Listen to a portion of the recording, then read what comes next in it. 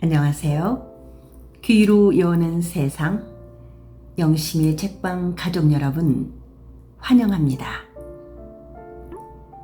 오늘의 작품은 문순태 작가의 타오르는 강 제2부 깨어있는 밤을 함께 감상하시겠습니다. 타오르는 강 문순태 제2부 깨어있는 밤.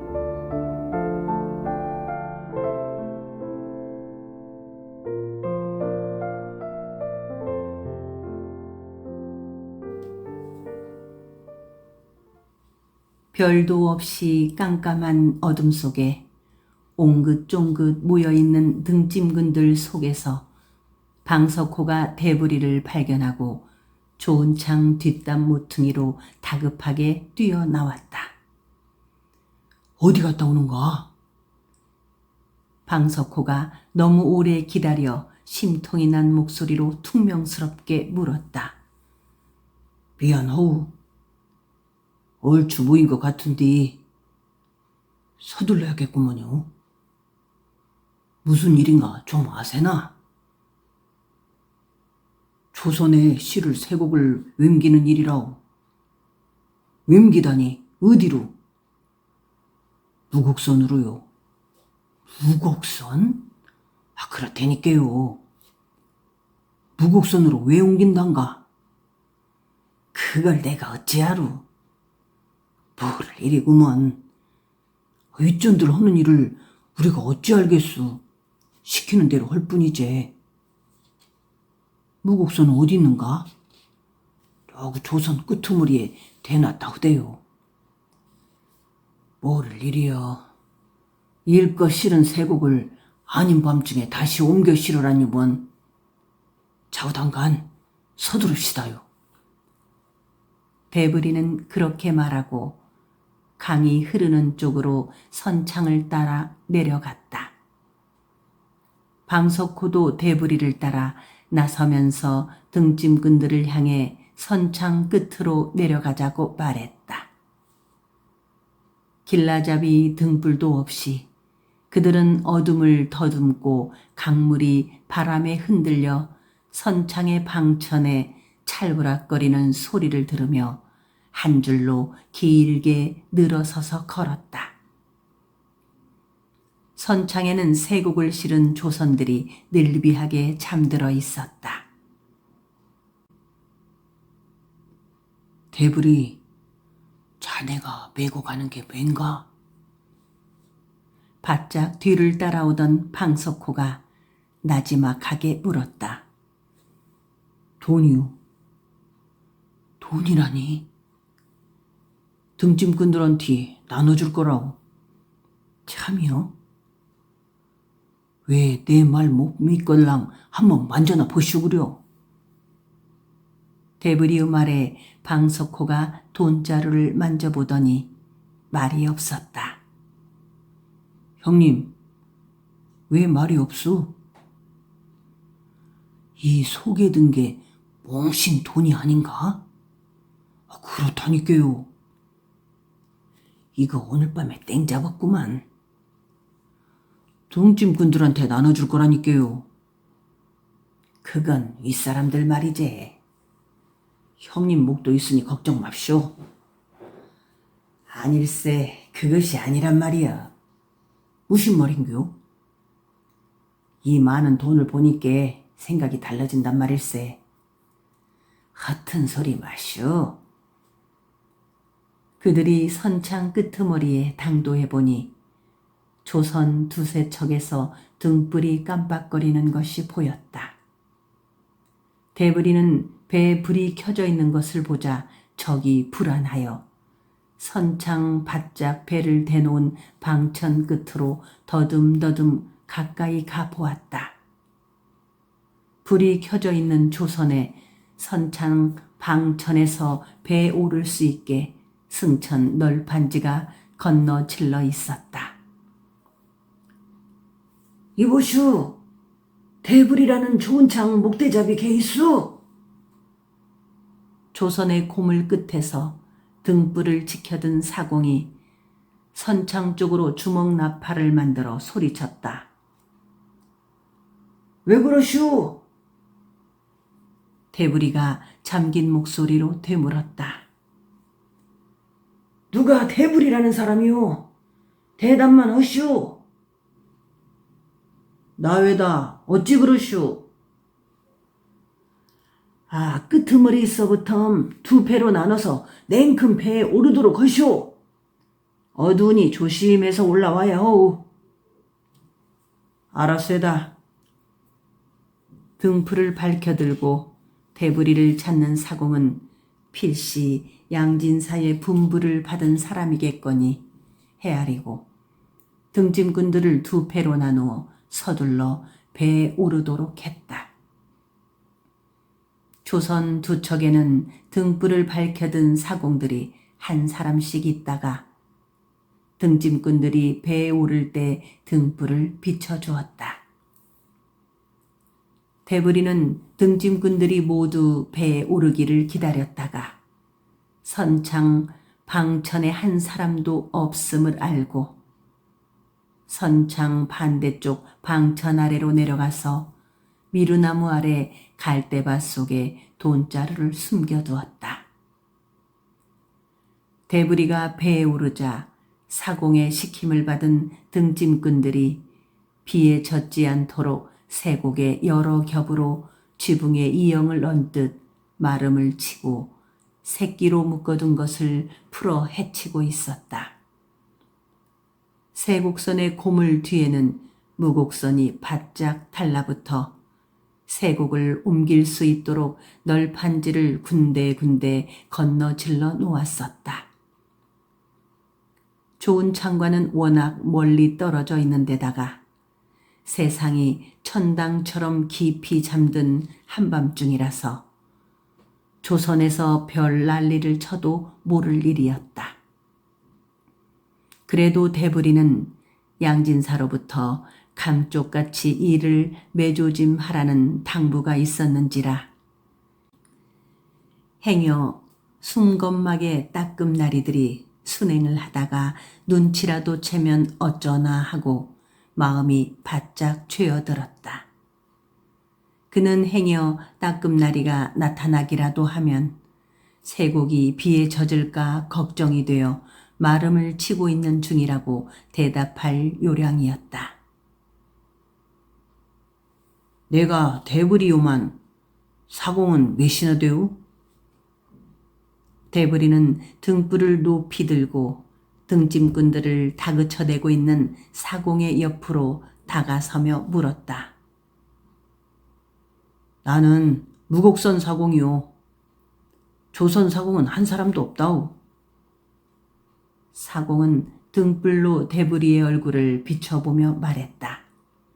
대부리는 키가 작달막하고 얼굴이 납작보리쌀 같은 사공을 바라보고 있었다. 무곡선은 언제 떠나오? 대부리가 묻는 말에 사공은 이내 대답을 하지 않고 큰 소리로 등짐꾼들을 다그치며 마름을 걷어냈으면 서둘러 쇠곡을 옮기라고 하였다. 그는 똥 마려운 강아지처럼 서둘러 댔다. 이보시오 사공, 무곡선은 언제 떠나느냐고 묻지 않소? 대부리는 사공의 경망스럽게 거푼거리는 꼴에 보비위가 상에 쏘아붙이듯 내질렀다. 그제야 사공은 대부리 쪽으로 잠시 등불을 돌리며 그건 나도 모르는 일이여 하고 거칠게 튕겨댔다. 대부리는 사공과 콩이야 밭이야 하고 있을 겨를이 없어 등짐꾼들한테로 가서 쇠곡을 무곡선에 옮기는 것을 도와주기로 했다. 쇠곡을 옮기는 등짐꾼들과 함께 고물 뒤에 바짝 붙은 무곡선으로 건너가 보았다. 무곡선에는 등불을 켜둔 사공들이 얼추 보아도 연하문 명이나 있었다. 사공들은 추랑을 서두르고 있는 듯 싶었다. 쇠곡을 옮겨 싣는 대로 선창을 떠날 눈치였다. 그들은 팩팩거리며 등짐군들이 자기도 허리를 펼 짬을 주지 않고 몰아세웠다. 대부리가 보기에 쇠곡을 옮겨 싣고 있는 무곡선은 조선과 크기가 엇비슷하였다. 사공들 중에서 일부는 쇠곡을 옮겨 싣는 것을 감독하고 나머지는 돛을 올릴 준비를 하고 있었다. 대부리는 하늘을 올려다 보았다. 이내 후두둑 빗방울이 쏟아질 음습한 바람이 상류로부터 물 비린내를 몰고 왔다. 그는 물 비린내만 맡아도 날이 새기 전에 비가 올 것이라는 것을 알 수가 있었다. 밤새도록 별이 돋아나지 않는 것을 보니 한바탕 퍼붓고 끝날 소나기가 아닌 것이 분명했다. 비가 올 모양인데 돛을 올릴 채비를 허슈? 대부리가 눈치를 보며 돛대 옆으로 다가가 마승줄을 손질하고 있는 사공에게 넌지시 물어보았다. 그러자 말뚝 벙거지를 깊숙이 눌러쓴 틀스럽게 생긴 사공은 힐끗 호방등 불빛으로 대부리를 쳐다보더니 비 아니라 눈이 와도 가라면 가는 거지 하고 혼잣말처럼 말했다. 비가 억수로 쏟아져도 돛을 올린단 말이오? 대부리는 마음이 달아 되물었다.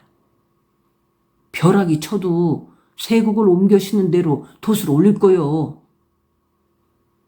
그러다 어쩔려고쇼?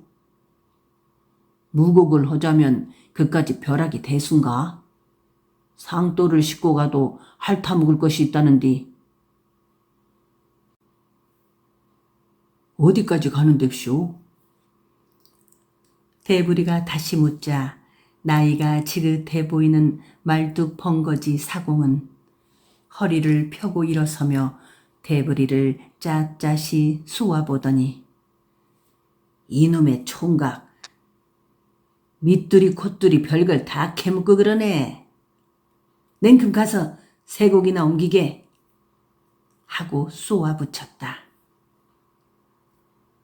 대부리는 다시 쇠곡을 차곡차곡 옮겨 쌓고 있는 쪽으로 돌아왔다. 아무리 생각을 해보아도 조선의 쇠곡을 무곡선으로 옮겨 실으라고 한 양진사의 속셈을 짐작할 수가 없었다. 그에게 확실하게 잡혀오지는 않았지만 무엇인가 양진사가 일을 꾸미고 있다는 생각이 들었다. 대부리는 처음부터 그것을 희미하게 느끼고 있었다. 첫 닭이 울기 전에 두 척의 조선에 가득 실은 쇠곡을 무곡선으로 옮겼다. 사공들이 워낙 지약스럽게 서두르는 바람에 생각했던 것보다는 일이 빨리 끝났다. 대부리는 등짐군들이 무곡선에서 곡식 가마니 위에 마름을 치는 것을 보고 미리 배에서 내려와 얼마 전에 숨겨놓았던 돈자루를 꺼내들고 방천 위로 올라갔다. 무곡선은 서둘러 돛을 올리기 시작했으며 촉촉한 새벽 강바람을 맞은 돛이 퍼덕여 소리치며 수스러졌다. 아직은 깜깜한 어둠 속이었지만 돛이 수스러지는 모습을 볼 수가 있었다. 잠시 후 등짐꾼들도 배에서 내려왔다. 방석호가 맨 먼저 내려와 대부리를 찾았다. 방석호는 대부리가 돈자루를 메고 서 있는 것을 쉽게 알아보고 가까이 오더니 일이 생각보다 빨리 끝나 다행이라는 말을 했다. 그러면서 그는 다시 돈자루를 두 손으로 쓸어보며 꼭 등집군들한테 나눠줘야만 되겠느냐고 의뭉하게 대부리의 마음을 떠보았다. 돈을 줘서 각기 돌려보내라는 분부인디 거역할 일이 아니지 않우? 대부리는 냉엄하게 잘라 말하고 등짐꾼들을 한 곳에 모이게 하였다. 돌려보내다니? 방석호가 화난 목소리로 물었다. 20냥이면 등짐꾼들이 한 달간 뼈 빠지게 곡식가마니를 날라야 벌까 말까 한 돈이오. 앞으로 좋은 창일이 끝날 텐디 미리 돈을 줘서 돌려보내라는 것을 낸들 어쩌겠소? 이 사람아, 자네 나한테 왠가 숨기고 있는 것이야 있제? 방석호가 대부리의 얼굴을 어둠 속으로 쏘아보며 되잡아 물었다. 형님을 새기는 것은 없으다. 암튼 나도 매가 맨지 잘 모르고 있다우. 나는 시키는 대로만 할 뿐이라우. 좋네. 그렇담 돈을 받고도 영산포를 떠나지 않겠다면 어쩔 텐가? 대부리는 방석호의 재우쳐 묻는 말에 할 말을 잃고 있었다. 대부리 자네가 쫓아낼 텐가? 나도 모르겠소. 내가 말할 수 있는 것은 좋은 창 등집꾼으로 쓰지 않겠다는 것뿐이지라. 알겠네. 냉큼 내 목버텀 주소. 나는 돈은 받지만서도 절대로 영산포를 뜨지 않을라네. 형님. 대부리는 방석호한테 무언가 소갯말을 하고 싶었지만 무슨 말을 해야 좋을지 몰랐다. 형님, 형님은 나하고 행동거지를 같이 하기로 했잖아. 우리는 조선을 타고 떠날 사람들이 아닌게비요. 나를 따른 아우 녀석들은 어쩌고? 우리가 돌아올 때까정 기다리면 되는 것이 아니오? 방석호가 잠시 팩했던 마음이 가라앉은 듯 몸을 돌려버렸다. 대부리는 양진사가 분부한 대로 배에서 내려온 세곡 20가마니를 눈에 익은 등짐꾼들을 시켜 마방거리로 지고 가서 대부리를 기다리고 있을 마바리꾼 모두 삼이한테 임기해주라고 이르고 그들 20사람에게 우선 20냥씩 나눠주었다. 그는 등짐들한테 돈을 나눠주며 날이 밝기 전에 영산포를 떠나라는 말도 일렀다. 돈을 받고 당장 영산포에서 떠나라는 대부리의 말에 등짐꾼들은 아닌 밤중에 등짐 몇 번 지고 뜻하지 않았던 횡재를 하여 덩실덩실 춤까지 추다가 이내 찜찜하게 풀이 죽어서는 무슨 조화 속이냐고 따지듯 물고 늘어졌다.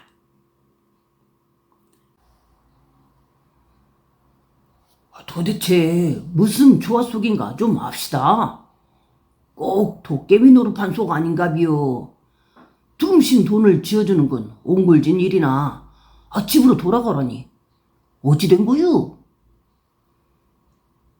등짐꾼들 가운데서 이빠른 소리 잘하기로 이름난 나이 많은 매기 주둥이가 큰 소리로 물었다. 그러나 대부분의 등짐꾼들은 돈을 듬뿍 줘서 고맙다면서 올 가을에 다시 올 터이니 그때는 다시 일꾼으로 써달라고 부탁하고 시키는 대로 날이 새기 전에 떠나겠다고 말했다. 돈을 받고도 못 떠나겠다고 행티 사납게 따지고 나서는 사람은 연함은 명도 못 되었다. 대부리는 그들에게 구차스럽게 다른 말을 하지 않았다. 기실 그는 등짐꾼들이 영산포를 떠나든 않든 별로 상관하고 싶지가 않았다. 대부리가 등짐꾼들에게 돈을 모두 나눠주고 마방거리 마바리꾼 모두 3인의 집으로 가고 있는데 빗방울이 하나 둘 헤아릴 수 있을 정도로 떨어졌다. 모두 3인의 집 앞에 이르자 마바리꾼 둘이 조금 전 대부리가 등짐꾼들한테 보낸 쇠곡을 2마리에 실어놓고 기다리고 있었다. 대부리는 마바리꾼들을 재촉하여 새끼내로 향했다. 곡식 가마니 위에 올라앉아 빗방울이 떨어지는 새벽에 새끼내로 가고 있는 대부리의 마음은 마치 큰 영모라도 꾸미고 있는 것처럼 무겁게 짓눌려 있었다. 대부리 생각에 농민들로부터 취집을 한 쇠곡을 조선에 싣고 경창까지 운송을 해야 마땅할 것을 아닌 밤중에 무곡선에 옮겨 실은 것부터가 그랬고 양진사가 시키는 대로 쇠곡 20가마니를 새끼내로 가져가는 것도 돌이킬 수 없는 큰 죄를 저지르고 있는 것만 같아 빗방울이 떨어지는 새벽 하늘처럼 그의 마음이 우물하게 가라앉았다. 그러나 그는 양진사가 시키는 대로 했을 뿐이었기 때문에 그렇게 큰 걱정은 되지 않았다.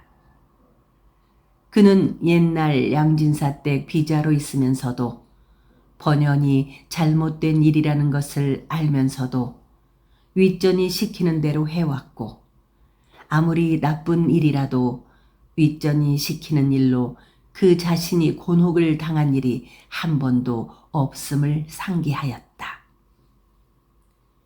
이미 폐보가 되어 농사를 짓는데 물 한 방울 도움을 주지도 못하면서도 꼬박꼬박 보수세를 받아냈던 일만 해도 그랬었다.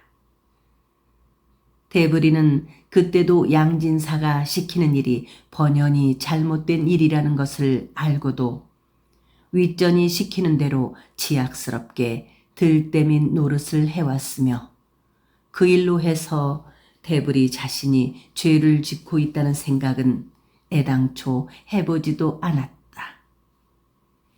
그는 그저 윗전이 시키는 일이라면 좋은 일이건 나쁜 일이건 시키는 대로 매조짐만 잘하면 그만이다 싶었으며 그렇게 살아왔다. 동이 터오르기도 전에 대부리가 곡식가마니를 2바리씩이나 싣고 들이닥치자 놀라 새벽잠이 깬 웅보와 쌀분이는 반가움보다 걱정이 앞선 듯 싶었다. 웅보와 쌀분이는 양진사가 보낸 것이라고 해서야 마음을 놓았다. 그러면 이 곡식은 대부리네 1년치 세경이란 말이냐? 웅보가 묻는 말에 대부리는 엉겹결에 그렇다고 대답을 하고 말았다. 따지고 보면 대부리 생각에도 양진사가 그의 세경을 미리 보내준 것인지도 모를 일이었다. 그렇게 생각하는 쪽이 훨씬 마음 편할 것 같았다. 대부리는 곡식을 말바운의 주막 앞 돈단 밑에 퍼둔 채 숨 돌릴 여유도 없이 마바리를 타고 영산포로 되돌아섰다. 그가 새끼내를 떠날 무렵 2번째 다구는 소리가 빗방울 사이로 여느 때보다 훨씬 뚜렷하게 들렸다. 영산포로 돌아가는 마바리꾼 모두 삼은 비가 무서워 말채를 휘두르며 바쁘게 말을 몰았다. 그가 말채를 휘둘러 투실한 말에 등을 후려칠 때마다 말은 투루루 투루루 코를 불고 짤랑짤랑 방울을 울리며 축축하게 젖은 새벽바람을 가르고 내달랐다. 대부리가 빈 마바리를 타고 새끼내를 떠난 지 담배 한 대참도 못 되었을 때 갑자기 선창 쪽에서 불길이 치솟아오르고 있었다. 저 불길이 어둠에서 난 것 같우? 마바리꾼 모두 삼이가 맨 먼저 불길을 발견하고 다급하게 물었다. 대부리가 가늠하기에 불길이 치솟고 있는 곳은 분명히 선창 부근인 듯 싶었다. 저기 좋은 창이 타는가? 다른 마바리꾼이 놀라서 말체를 후려치며 물었다. 좋은 창이라니? 좋은 창이 아니라면 불길이 저렇게 치솟을 수가 있을까? 좋은 창에 불이 붙었다면 쇠고기 죄 타고 말 텐디. 말을 빨리 몰아보시오. 대부리는 순간 송곳에 가슴이 찔린 듯한 이상한 예감에 떨고 있었다. 불길이 무장 번지는 모양이요. 바람이 부채질을 해대니 불길이 번질 수밖에 없지. 두 마바리꾼은 잠시도 여유를 주지 않고 말체를 계속 후려쳤으며 말들은 놀라서 모두 뜀으로 거칠게 내달았다. 거칠게 돌아가는 바퀴통에 자갈이 튕겨날고 마바리가 사례짓 하듯 심하게 흔들거렸다. 불길은 미명을 갈기갈기 찢고 치솟았다. 불똥이 선창 위로 어지럽게 날았다. 아우성 소리가 불길처럼 어둠을 죄 흔들었다. 통샘거리에 이르자 길에는 벌써 불길에 놀라 새벽잠에서 뛰쳐나온 사람들이 우왕좌왕하고 있었다. 불이 어디 붙었다둀? 말을 멈추게 하고 몰려있는 군중들을 향해 큰 소리로 물어보았으나 누구 한 사람 시원하게 말하지 못했다. 군중들은 선창으로 밀려가고 있었다. 불구경을 나온 사람들 때문에 말을 빨리 몰아칠 수가 없게 되자 대부리는 마바리에서 뛰어내려 사람들을 해치고 미친 사람처럼 불길이 치솟고 있는 선창 쪽으로 뛰어갔다. 하늘은 노을이 타는 순간보다 훨씬 붉게 물들었다.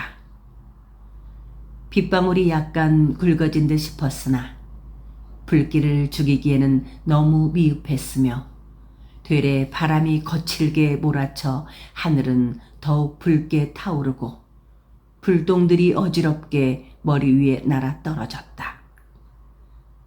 대부리가 온몸이 후주근하게 젖어 선창 가까이 뛰어갔을 때는 불구경을 나온 사람들 때문에 조금도 헤쳐나갈 수가 없었다.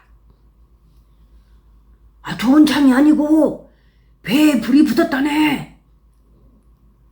누구인가 목이 찢어지도록 소리를 질렀다. 배에 불이 붙었다면 쇠곡을 실은 쇠곡선이 탄다는 말이요? 불길을 보니 배 한두 척 타는 것 같지가 않은데. 대부리는 불구경 나온 사람들의 말을 듣고 싸전거리로 접어돌아 선창의 끄트머리를 향해 뛰었다. 건어물장 모퉁이를 돌아 선창으로 툭 터진 공터에 이르자 하늘과 강을 붉게 물들이고 있는 불길이 확연하게 보였다. 무섭게 치솟고 있는 불길은 선창의 끄트머리 쪽에서 바람을 타고 상류로 휘몰아쳐 올라오고 있었다. 얼마 전 등짐꾼들이 세곡을 옮겨 실었던 조선들이 타고 있는 듯 싶었다. 대부리가 인파를 해치고 제방으로 뛰어갔을 때는 얼추 보아도 조선 연화문척 이상이 불에 타고 있었다. 불에 타고 있는 조선의 사공들은 선창에 서서 구경만 하고 있었고 선창 안쪽 아직 불이 붙지 않은 배의 사공들은 배에 올라 닷을 올리며 불길이 닿지 않는 곳으로 대피시키고 있었다. 그러나 워낙 새벽 바람이 거칠게 휘몰아치는 바람에 불길은 삽시간에 옆에 배에 붙곤 하였다. 불길이 높이 치솟으면서 큰 불덩이가 멀리까지 튕겨올라 불을 붙이는 것이었다. 일부 등짐꾼들은 쇠고기 타는 것이 아까워 불이 붙기 시작하는 배에 뛰어올라 곡식 가마니를 강물에 던지거나 등에 걸머지고 내려오기도 하였다. 어느 등짐꾼은 배에 뛰어올라 불타지 않은 쇠곡 가마니를 걸머지고 내려오다 옆의 배에서 튕겨 날아온 큰 불덩어리가 머리에 맞아 강물 속으로 넘어지고 말았는데 아무도 그가 다시 나오는 것을 보지 못했다. 대부리는 인파를 헤치고 돌아다니며 양진사를 찾았다. 이럴 때 아무래도 양진사 옆에 있어야겠다는 생각이 들었기 때문이다. 양진사가 대부리한테 시킬 일이 있어 찾고 있을지도 모른다는 생각이 머릿속에서 방망이질을 해댔다. 그는 멀뚱히 서서 불구경만 하고 있는 사공들이며 순건막의 나졸들, 얼굴을 아는 몇몇 등짐꾼들과 좋은 창 고지기들한테 양진사를 보았느냐고 물어보았으나 아무도 신통한 대답을 해주지 않았다. 대부리는 연기가 자욱한 하늘이 희번하게 밝아올 무렵까지 선창을 헤매며 양진사를 찾았으나 아무도 그를 보았다는 사람이 없었다. 날이 밝아서야 그는 간밤에 쇠국을 옮겨 실었던 무곡선이 흔적도 없이 강을 빠져나갔다는 것을 알았다. 날이 밝은 뒤에까지도 불탄 조선에서는 연기가 뭉텅뭉텅 솟아오르고 곡식 타는 매캐한 냄새가 진동했다. 불에 타버린 조선의 몰골은 처참했다. 검게 탄 밑창만 남아서 연기를 뿜으며 강물 위에 떠 있었다. 쇠곡을 가득 실은 조선 가운데서 불길을 피해 광나루 쪽으로 무사히 대피를 시킨 배는 6척에 불과했다. 나머지 14척은 옴실하게 불에 타버린 것이다. 무사히 대피시킨 옹근 6척은 불똥 하나 피해를 입지 않았다. 동이 트자 빗발과 바람이 한꺼번에 그치고 하늘의 구름도 말끔히 거쳤다. 대부리는 악몽을 꾸고 난 사람처럼 지치고 험상궂은 몰골로 떼죽나무집 쪽으로 느지러지게 걷다가 방석호를 작박 만났다. 방석호는 불똥 속을 뛰어다녔는지 지친 기색이 완연했다. 돈을 줘서 등짐꾼들을 돌려보낸 이유를 알았네. 방석호는 대부리를 만나자 잡아 삼킬 듯한 눈으로 찍어보며 쏘아붙였다. 형님, 무슨 말이오? 배에 불을 지른 놈이 니겨? 방석호의 눈에서 불똥이 튀는 듯 했다. 무슨 말이오? 날탕 강도놈들 같으니라고. 아니 형님. 형님이고 불알이고 듣기 싫어. 아니 왜 그러슈? 그래도 새길티여? 아무리 이 방석호가 발탕 강아지 같다고 끝거정 오리발을 내밀 거여? 방석호의 언성이 높아졌다. 대부리 생각에 그가 오해를 해도 이만저만한 오해를 한 게 아닌 듯 싶어 그와 이야기를 해서 홀맺힌 마음을 풀어야 할 것 같았다. 형님이 무엔가 옥생각 온 것 같아요. 옥생각이라니. 눈 뻔히 뜨고 죄 봤는디 옥생각이여. 무엇을 보셨는겨? 이 사람 아주 몹쓸 사람이구만. 나는 말이시 아무리 본디 없이 천한 몸이지만 4대 삭신 성이 갖고 남 새겨묵지는 않았네. 그런데 자네는 참, 형님 홍두깨로 소몰 듣게 하지 말고 조단조단 약을 좀 해보시오. 밤중에 세곡을 옮겨 실은 이유를 이제서 알겠어. 그래도 우리 발을 내밀터요? 그렇다면 형님, 세곡을 옮겨 실은 것하고 조선에 불이 붙은 것하고 상관이 있다는 소리요? 허이, 이 사람 호박시큼한 까란 말이여. 아니요, 형님. 기실 대부리로서는 방석호의 말을 듣는 순간 쇠망치로 꼭뒤를 한 대 호되게 얻어맞은 기분이었다. 형님, 제발 내 말 좀 믿어주시오. 나는 날탕 모르는 일이오.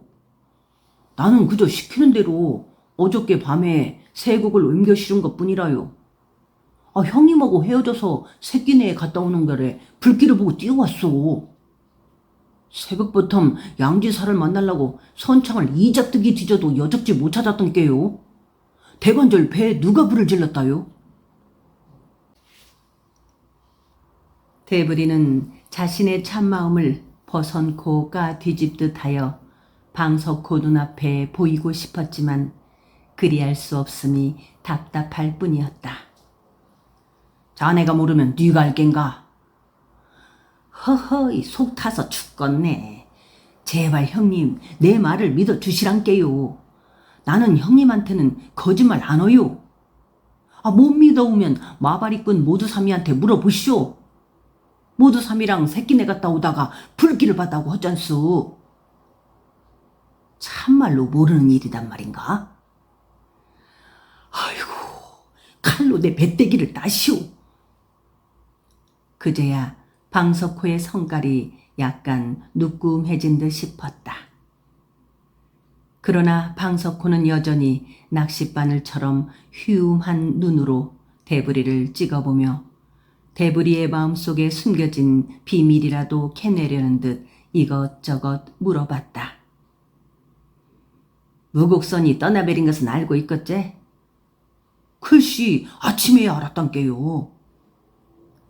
무곡선은 우리들이 선창에서 돌아오자마자 서둘러 떠났네. 그런데 마시 무곡선이 떠날 즈음에 조선에 불이 붙었단 말이시. 그렇다면 형님, 무곡선 사공놈들이여. 그놈들이 배에 불을 놓고 떠났을지도 모르는 일이 아니오? 바로 그거야. 왜 그랬을까요? 뭐 땜시 불을 놓고 갔을까요? 그래도 개득이 안 가는가? 천벌을 받을 놈들. 천벌을 받을 사람은 바로 자네 윗전 상양진사네. 그 양반이 불을 놓았단 말이오?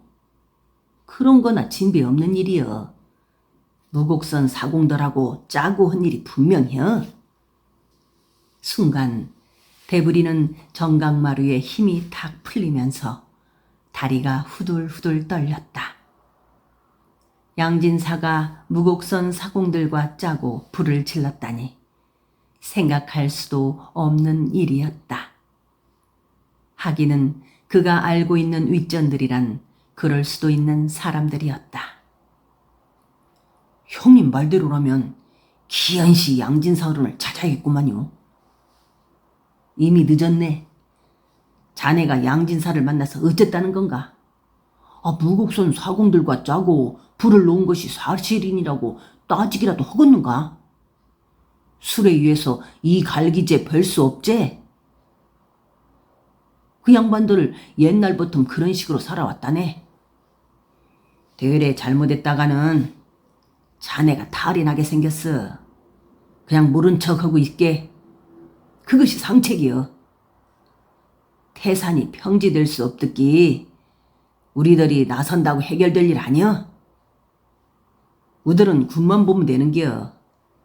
그 양반들은 그런 식으로 부자가 되는겨. 그래서 부자가 하나 나면 새 동네가 망한다고 안 하든가. 방석호는 대부리의 욱하는 마음을 주저앉히기 위해 자분자분 타이르듯 말했다. 그래도 당장 양진사 어른을 만나야겠구만요. 잘못 오다가는 또 한 번 불리하게 생겼어. 무슨 소리요? 간밤에는 새국과 배가 탔제만 인제는 사람이 상을 불이 날 거로구만. 대부리는 방석호가 무슨 말을 하고 있는 것인지 알 수가 없었다. 형님도 좀 찾아봐 주시오. 마방거리 객주집에 가봤는가?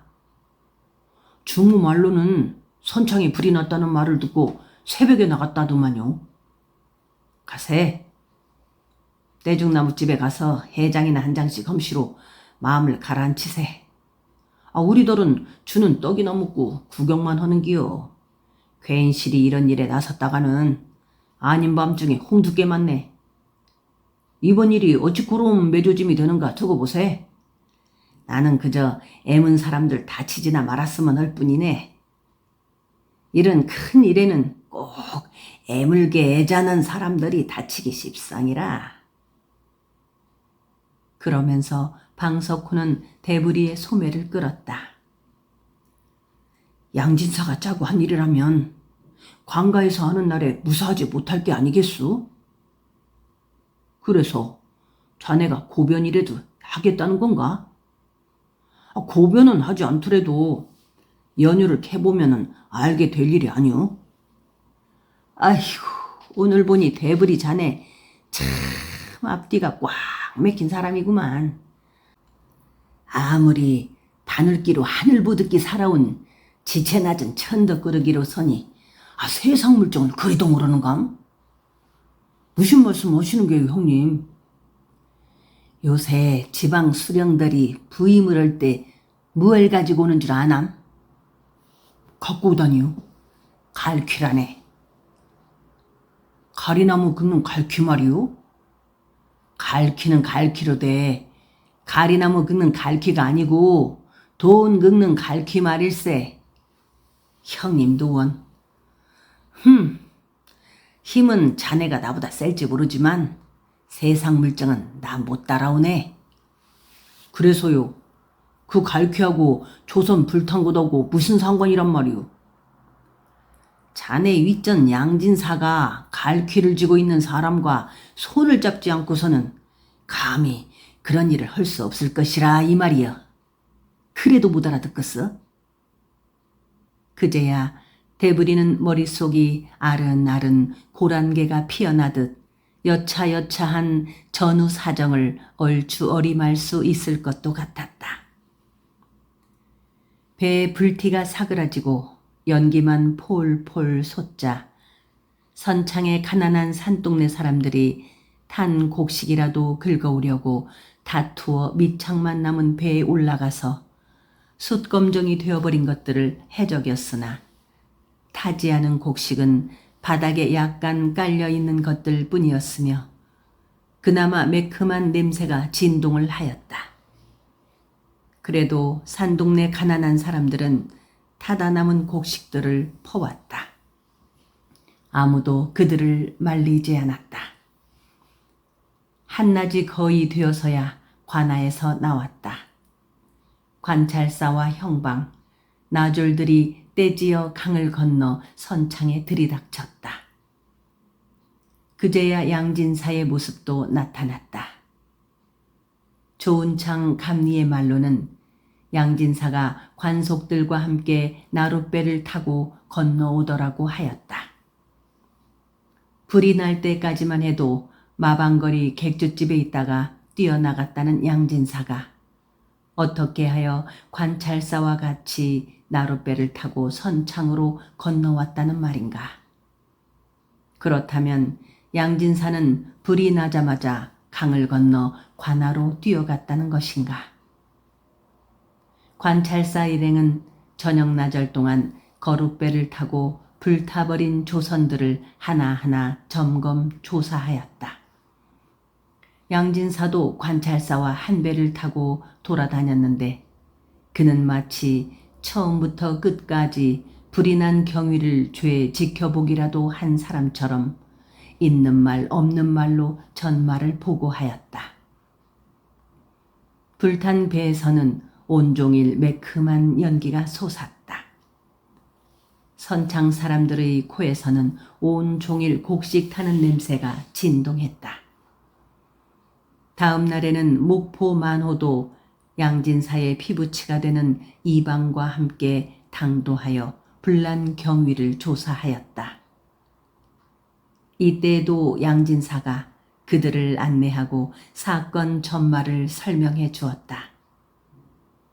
영산창의 본창인 법성창에서도 곧 차사원이 내려올 것이라고들 하였다. 세곡을 실은 조선들이 불에 타버린 사건 때문에 영산포는 잔뜩 긴장이 되어 있었다. 싸전이며 소금전들도 문을 닫았으며 객죽거리와 주막들도 조용했다.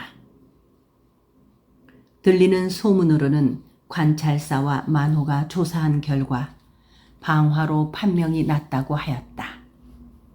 그래서 관아에서는 배에 불을 놓은 사람을 수색 중이라고 하였다. 대부리는 잠만 고지기 방에서 자고는 온종일 방석호와 함께 떼죽나무집 복록방에 무릎을 맞대고 붙어앉아 몽그작거렸다. 그는 처음에는 양진사를 만나보려고 하였으나 방석호의 말대로 가만히 구경만 하기로 하였다. 일이 있으면 양진사 쪽에서 대부리를 찾을 것이 뻔했기 때문이다. 법성창에서 차사원이 내려온 날에도 양진사가 안내를 하였다.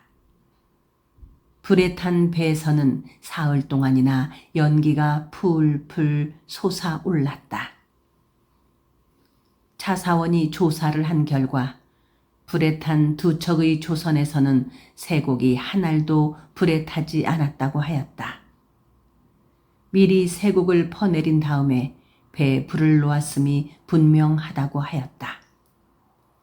이쯤에 이르자 대부리는 머지않아 사건의 진상이 백일하에 드러나게 될 것으로 믿었다.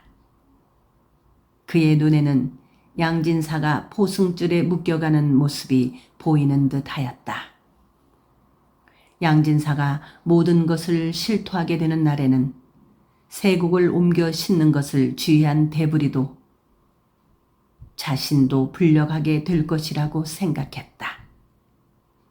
그러나 대부리는 자기는 양진사가 시키는 대로만 했을 뿐이라고 고변하고 배에 불을 놓은 내막은 모르는 일이라고 숨김없이 털어놓으리라 작정하였다. 형님, 이렇게 되면 양진사도 끝장 아니오? 대부리는 자신이 관아에 붙잡혀가서 물고를 당하는 한이 있어도 사건의 진상이 하루빨리 밝혀지기를 기다렸다. 나하고 내기를 할까? 대부리의 말에 방석호는 씁쓸하게 웃었다. 내기라니 무슨 내기를 해요? 자네는 진상이 밝혀질 것이라고 하는 쪽이고 나는 그렇지 못할 것이란 쪽이고. 그렇다면 형님은 두고 보면 알 게 아닌가? 방석호는 마치 앞니를 손바닥 들여다보듯 훤히 알고 있는 사람처럼 자신 있게 말하는 것이었다. 그런 방석호의 짐작은 조금씩 맞아들어갔다. 그날도 대부리는 떼죽나무집에서 뼈가 노글노글해지도록 낮잠을 퍼자고 밤이 깊어서야 고지기방으로 돌아갔는데